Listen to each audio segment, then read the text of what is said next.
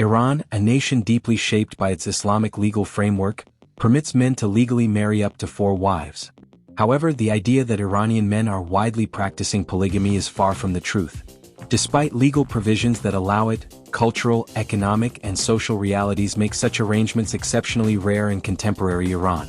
To begin with, Iran's version of polygamy is governed by strict regulations. A man may not simply take on additional wives at will. He must first obtain permission from his existing wife or wives. This requirement is not symbolic, it's enforceable.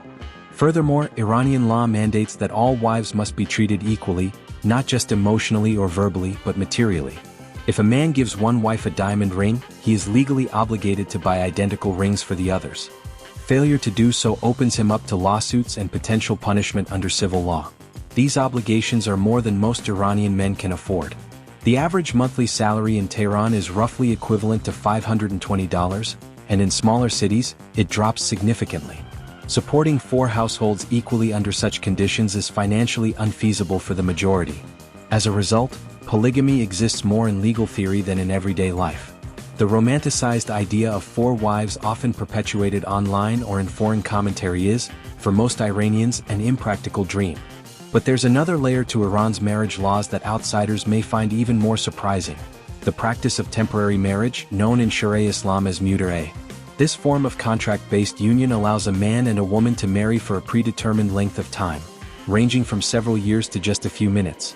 Though it may sound unusual, this practice is legally recognized and deeply rooted in Islamic jurisprudence, particularly among Sharia communities. Mutar was once banned under the Western-oriented Pahlavi dynasty but was reinstated after the 1979 Islamic Revolution. Since then, it has been reintegrated into Iran's legal and religious framework, though it remains controversial even within the country. Here's how it works. A man and a woman agree to a marriage contract with a clearly defined time frame and a specified dowry. Once the agreement is signed, often verbally but legally binding, the couple is considered married under Islamic law for the duration of the contract. When the contract expires, the marriage ends automatically, with no need for divorce proceedings. However, if the couple chooses to end the union early, both must consent. There are limitations and conditions attached. A virgin woman, for instance, requires her father's consent before entering into a temporary marriage. If a child is born during the union, paternal rights automatically apply, and the child is considered legitimate.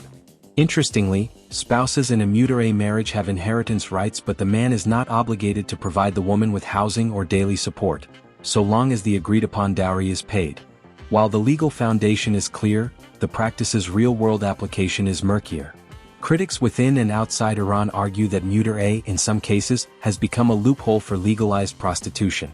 Because the contracts can be extremely short, lasting just hours, some see it as a way to engage in casual or transactional sex while avoiding religious or legal repercussions. Indeed, it's not uncommon to hear anecdotes of couples showing their marriage contract to law enforcement officers during a raid, explaining that their union is legitimate under Islamic law, even if only for a brief window of time. These situations contribute to the debate over whether the practice upholds religious values or undermines them by offering a facade of legality for otherwise taboo behavior. Supporters, however, argue that mutar offers a socially acceptable and religiously lawful way for individuals to meet personal or emotional needs within the bounds of Islamic morality. It provides a framework for companionship and intimacy that can be especially useful for widows, divorced women, or men who travel often and cannot maintain a permanent marriage. From a legal standpoint, temporary marriage is treated much like a civil contract. The terms, including duration and dowry, must be mutually agreed upon and clearly stated.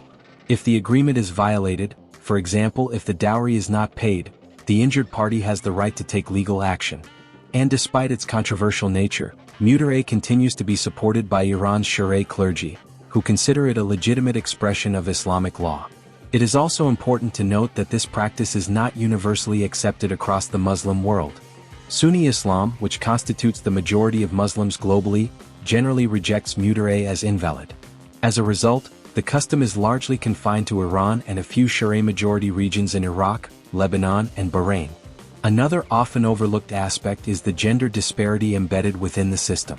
While Iranian men may enter into temporary marriages with women of various religious backgrounds, such as Christians, Jews, or Zoroastrians, women are only allowed to enter such unions with Muslim men. Violating this rule can result in legal consequences for women, underscoring the broader patriarchal structure in Iran's legal code.